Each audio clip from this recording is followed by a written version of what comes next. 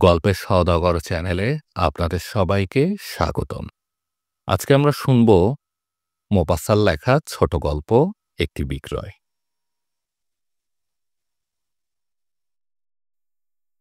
Chain ইনফেরিকিউরের জুরি আদালতের সামনে সিজায়ার Isidor ব্রোমেন্ট এবং প্রসপার নেপোলিয়ন কোনো আসামি হিসেবে উপস্থিত। তাদের বিরুদ্ধে প্রথমোক্তের স্ত্রী মাদাম ব্রোমেন্টকে জলে ডুবিয়ে হত্যা করার অভিযোগ আনা হয়েছিল। বন্দী দুজন সেই চিরাচরিত ব্রেঞ্চে পাশাপাশি বসেছিল। তারা দুজন হল চাষি। প্রথমজন খাটো ও মোটাসোটা, পাগুলি তার ছোট ছোট, খাটো গোলগাল দেহের উপর ফুসকুরি ভরা মুখখানা নিয়ে তার মাথাটি সোজা বসানো। দেখে মনে হয় ঘাড় তার নেই। সে শুয়োর পালন করত এবং ক্রিকোয়েট জেলার কোচিভিলি लाग्रोपिल গ্রামে বাস করত। কর্ণ ছিল রোগা ও মাঝারি উচ্চতার এবং তার হাত দুটি ছিল মাত্রা অতিরিক্ত লম্বা। বক্রদেহে তার মাথাটির সঙ্গে যুক্ত ছিল তার বিকৃত চোয়াল। সে ছিল টেরা। তার গায়ের নীল রঙের ব্লাউজটি শার্টের মতো লম্বা হয়ে তার হাঁটু পর্যন্ত ঝুলছিল। তার বিরল কেশ, মাথার হলদে রঙের চুলগুলি নিচের দিকে ঝুলে পড়াতে তার মুখখানা এত শান্ত ও দৃশ্য দেখাচ্ছিল যে তার বিখ্যাত দৃষ্টিকে ভয়ানক মনে হচ্ছিল। সে গির্জার ঘণ্টার শব্দ, এমনকি সাপের ফোঁস-ফোঁস শব্দ এমন নিখুঁতভাবে নকল করতে পারত যে তার নাম ডাক পড়ে গিয়েছিল কিউরি। তার এই দক্ষতার জন্য তার কাফের জন্য লোকের খুব টান ছিল। ক্রেতাদের মধ্যে এক বেশ সংখ্যা গির্জার প্রার্থনা শোনার চেয়ে কিউরির প্রার্থনা শুনতে পছন্দ করত। সাক্ষীর কাঠগড়ায় উপবিষ্ট মাদাম ব্রোমেট ক্ষীণকায়া এক কৃষক রমণী। দেখে মনে হয় বুঝি সর্বদা ঘুমিয়েই আছে। হাঁটুর পর তার হাত দুখানা আড়াআড়ি করে রেখে সে চুপচাপ বসে আছে। মুখে এক বোকা বোকা ভাব নিয়ে এক দৃষ্টে সে সামনের দিকে তাকিয়ে আছে। বিচারকের জিজ্ঞাসাবাদ শুরু হলো। তাহলে ব্যাপার হলো মাদাম ব্রুমেট, তোমরা তোমাদের বাড়িতে এসে জল ভর্তি একটা পিপার মধ্যে তোমাকে ছুঁড়ে ফেলেছিল। উঠে দাঁড়াও, সব বিস্তারিত আমাকে বলো। মেয়েটি উঠে দাঁড়ালো। মাথায় টুপি পরা অবস্থায় তাকে নলখাগড়ার ঝুঁটির মতো দেখাচ্ছিল। তার টুপিটাকে মনে হচ্ছিল যেন সাদা একটা খুলিতে পরবার টুপি। টানা টানা গলায় মেয়েটি বলল, আমি বসে শিমের খোসা ছাড়াচ্ছিলাম, ওই সময় ওরা এসে ঘরে ঢুকলো। আমি মনে মনে ভাবলাম, ওদের কি হয়েছে? দেখে তো তাদের প্রকৃতিরস্ত মনে হচ্ছে না। তারা কি কোনো দুষ্কর্ম করবে? তারা তীর্যকভাবে এমন করে আমার দিকে তাকালো, বিশেষ করে কর্ণ, কারণ সে টেরা। ওদের দুজনকে একসঙ্গে দেখতে আমার ভালো লাগতো না, কারণ তাদের দুজন একত্র হলে তারা অপদার্থ হয়ে পড়ত। আমি বললাম, আমার সঙ্গে তোমাদের কি দরকার? কোনো জবাব তারা দিল না। আমার কেমন যেন অবিশ্বাস হলো। তাড়াতাড়ি সাক্ষীর কথায় বাধা দিয়ে বিবাদী ক্রমেট বলল, আমার তো তখন পুরো নেশা। তার দুষ্কর্মের সহযোগী কর্ণ তার দিকে তাকিয়ে অর্গেনের চড়া সুরে বলে ওঠে, বলো যে আমরা দুজনই নেশায় চুর হয়েছিলাম, তাতে তোমার মিথ্যে বলা হবে না। কঠোর কণ্ঠে বিচারক বললেন, তোমরা বলতে চাও যে তোমরা দুজনই মাতাল ছিলে। ব্রুমেন্ট, ওই ব্যাপারে কোনো প্রশ্নই ওঠে না। কর্ণ, এই অবস্থা তো যে কোনো লোকেরই হতে পারে। আসামিদের দিকে তাকিয়ে বিচারক বললেন, ব্রুমেট বউ, তোমার সাক্ষী দিয়ে যাও। যা বলছিলাম, ব্রুমেট আমাকে বলল, তুমি 100 উপায় করতে চাও।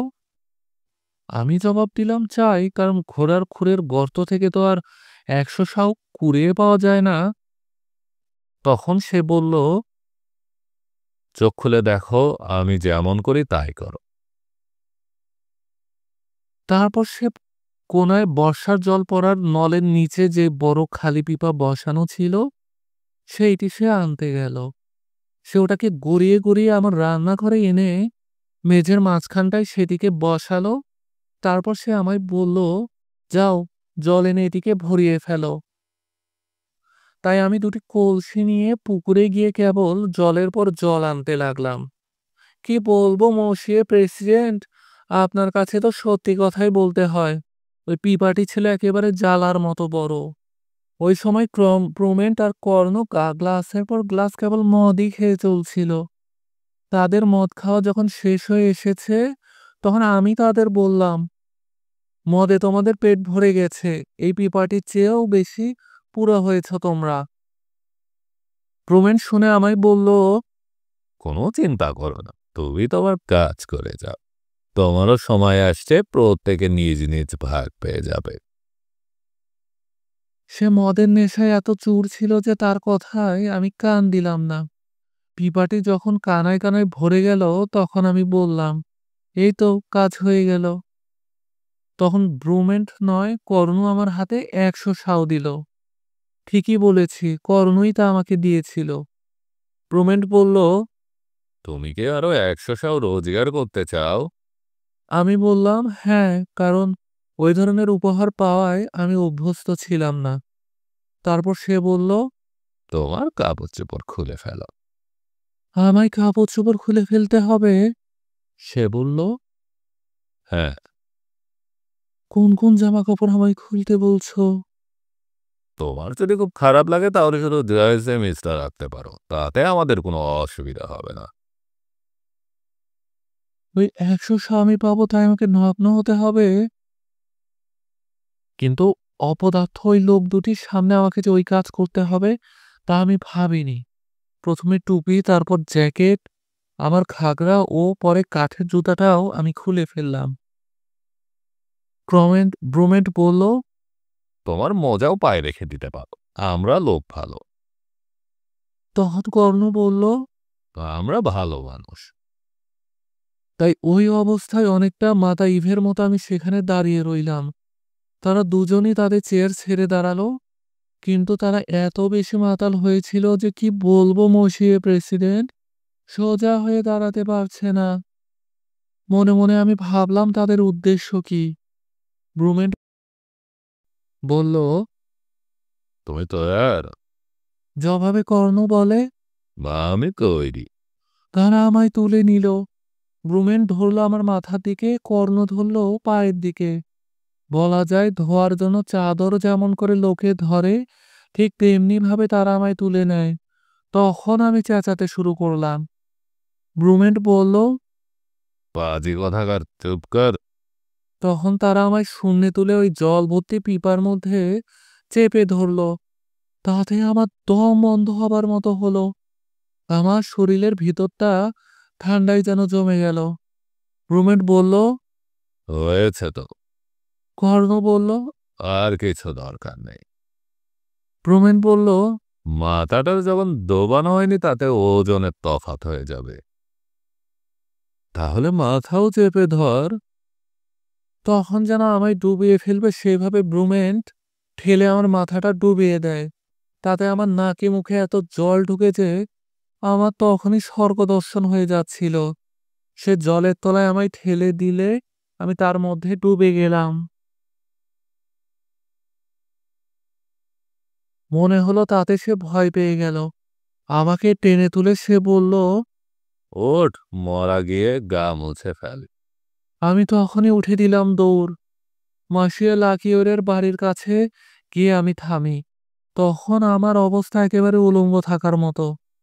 তাই তিনি তার দাসীর একটা ঘাগরা আমায় দেন। তারপর তিনি গ্রামের চৌকিদার মেতন চিকটকে ডাকতে পাঠান। সে আবার পুলিশ আনার জন্য ক্রেটরে গেল। আমার সঙ্গে পুলিশ আমাদের বাড়িতে আসে। সেখানে গিয়ে দেখি ব্রুমেন্ট ও কর্ণ ঠিক দুটি ভেড়ার মতো মারামারি করছে। ব্রুমেন্ট চিৎকার করছিল, এটা ঠিক নয়, তোমায় আমি বলছি। তার মধ্যে প্রায় 1 ঘনমিটার হবে। আসল কথা হলো নিয়মটাই ঠিক নাই। কর্ণ চিৎকার করে উঠল, 4 কলসি, তাতে 1 ঘনমিটারে অর্ধেক হবে। কোনো জবাব দিও না, আমি যা বলছি তাই ঠিক। পুলিশের ক্যাপ্টেন তাদের দুজনকেই গ্রেফতার করলো, আর আমার কিছু বলবার নেই। মেয়েটি বসে পড়ল। বিচারক কক্ষের শ্রোতারা হেসে উঠল। অবাক হয়ে জজরা তার দিকে তাকালো। বিচারক বললেন, আসামি কর্ণ, মনে হচ্ছে জঘন্য চক্রান্তের উস্কানিদাতা তুমি। তোমার কি বলার আছে? কর্ণ তার বক্তব্য বলার জন্য উঠে দাঁড়ালো। সে জবাব দিল, বিচারকর্তা, মদে আমি বিভোর ছিলাম। গম্ভীরভাবে বিচারক বললেন, তা আমি জানি, তারপর বলে যাও। আমি সব করেছি হুজুর। প্রায় ৯টার সময় ব্রুমেন্ট আমার ওখানে এসে দুপাত্র মদের ফরমাইশ করে আমাকে বলল, কর্ণ তার মধ্যে একটা তোমার জন্য। তার সঙ্গে মুখোমুখি বসে আমি পান করলাম, তারপর ভদ্রতার খাতিরে তাকে আমি ১ গ্লাস দিলাম। সে আবার সৌজন্য বিনিময় করে, আমিও তাই করি। এইভাবে দুপুর পর্যন্ত চলতে থাকে গ্লাসের পর গ্লাস। তারপর আমরা দুজন হয়ে গেলাম বদ্ধ মাতাল। ব্রুমেন্ট তখন কাঁদতে শুরু করলো। তাতে আমার খুব লাগলো। তাকে আমি জিজ্ঞেস করলাম, কি ব্যাপার? সে বলল, বৃহস্পতিবারের মধ্যে আমার ১,০০০ ফ্রা চাই। আপনি বুঝতে পারবেন, ওই কথাটা শুনে আমি কিছুটা দমে গেলাম। তারপর হঠাৎ সে আমায় বলল, তোমার কাছে আমি আমার স্ত্রীকে বিক্রি করে দিব। তখন আমি পার মাতাল, তার উপর মৃতদার। আপনাকে কি বলবো? ওই কথা শুনে আমি একটু চিন্তিত হলাম। তার স্ত্রীকে আমি চিনি না, তো অবশ্যই মেয়ে লোক বটে। কি বলে? তাকে আমি জিজ্ঞেস করলাম, কত দামে তুমি তোমার স্ত্রীকে বিক্রি করবে? তখন সে চিন্তায় পড়ল অথবা ভান করল। যখন কেউ নেশায় চুর হয়ে যায়, তখন তার মাথা খুব ঠিক থাকে না। সে জবাব দিল, তাকে আমি ঘনমিটার মাপে বিক্রয় করব। তা শুনে আমি অবাক হলাম না, কারণ তার মতো আমারও মাতাল অবস্থা। আমার ব্যবসায়ীতে ঘনমিটার কতটা তা আমি জানতাম। তা হলো ১,০০০ লিটার, তাতেই আমার চলবে। কিন্তু তখনও দাম ঠিক করা হয়নি। সব নির্ভর করছে গুণের উপর। আমি বললাম, ১ ঘনমিটারের জন্য তুমি কত চাও? সে জবাবে বলল, ২,০০০ ফ্রা। আমি খরগোশের মতো লাফ দিলাম। আমার মনে হলো একজন মেয়ে মানুষের ওজন ৩০০ লিটারের বেশি হওয়া উচিত নয়। তাই আমি বললাম, ওই দাম খুব বেশি। সে বলল, তার কমে তো আমি দিতে পারি না, তাতে আমার লোকসান হবে। আপনি ঠিক বুঝবেন, কেউ অযথা শুয়োর বিক্রেতা হয় না।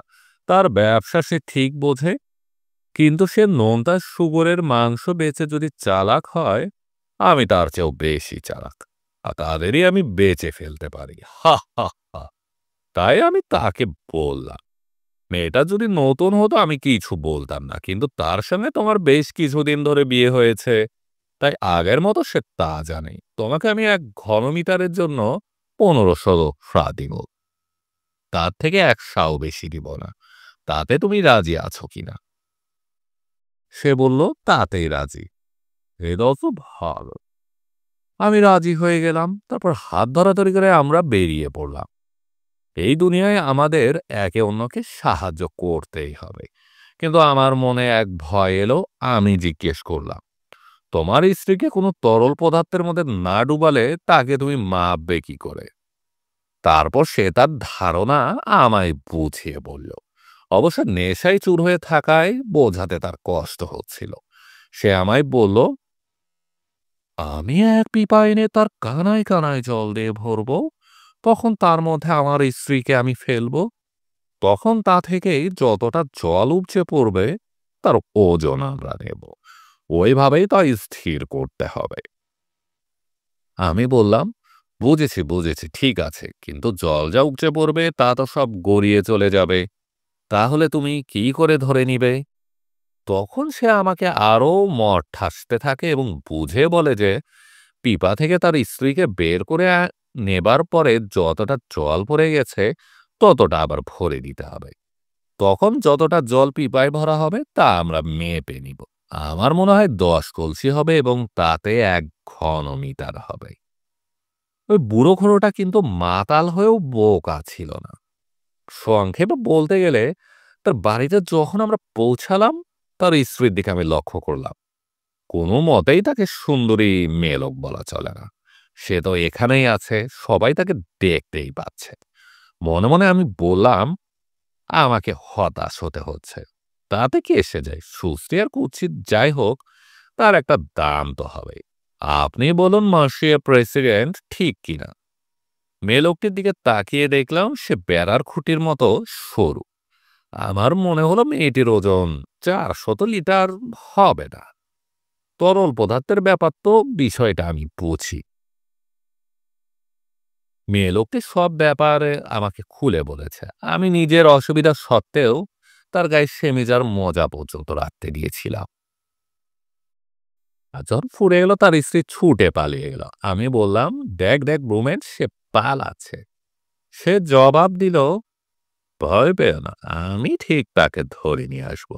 ঘুমোবার জন্য তো তাকে ফিরে আসতে হবে, তখন আমি ঘাটতিটা মেপে নিব। আমরা ওজন করে দেখলাম তাদের 4 বংশী হলো না। কি মজা! হা হা হা। সাক্ষী দিতে গিয়ে সে এমন অনবরত হাসতে লাগলো যে পুলিশ একজনকে তার পিঠে ঘুষি লাগালো। তাতে শান্ত হয়ে সে আবার বলা শুরু করলো। সংক্ষেপে কথা হলো, ক্রমেন্ট ব্রোমেন্ট চেয়ে চেয়ে উঠল। না না, ওতে চলবে না। আমি অনবরত চিৎকার করতেই থাকি। সে আমায় ঘুষি মারে, আমিও পাল্টা মারি। আমরা দুজনই যেমন মাতাল ছিলাম, তার ফলে ওই মারামারি শেষ বিচারের দিন পর্যন্ত চলতে পারত। তারপর পুলিশ এলো, তারা আমাদের গালাগালি দিতে দিতে জেলে নিয়ে গেল। আমি আমার ক্ষতিপূরণ চাই। তারপর সে বসে পড়ল। রুমেন তার দুষ্কর্মের সাথীর জবানবন্দি অক্ষরে অক্ষরে সমর্থন করল। জুরিরা অতি বিব্রত হয়ে পরামর্শ করার জন্য উঠে গেল। 1 ঘন্টা পর তারা আসামিদের বেকসুর খালাস দেবার রায় ঘোষণা করল। সঙ্গে সঙ্গে তারা বিবাহের মর্যাদা এবং ব্যবসায়িক লেনদেনের ব্যাপারে সুনির্দিষ্ট সীমা নির্দেশ করে এবং তার এক কঠোর সমালোচনাও তাতে করতে হলো। রুবেন তার স্ত্রীকে সঙ্গে নিয়ে তাদের বাড়িতে পারিবারিক কর্তব্য কাজে চলে গেল। কর্ণ গিয়ে তার ব্যবসা চালাতে লাগলো। সমাপ্ত। আপনারা শুনছিলেন গিদে মোপাসার ছোট গল্প একটি বিক্রয়। এরকম আরও ছোট গল্প শুনতে চাইলে আমাদের গল্প সওদাগর চ্যানেলে চোখ রাখুন।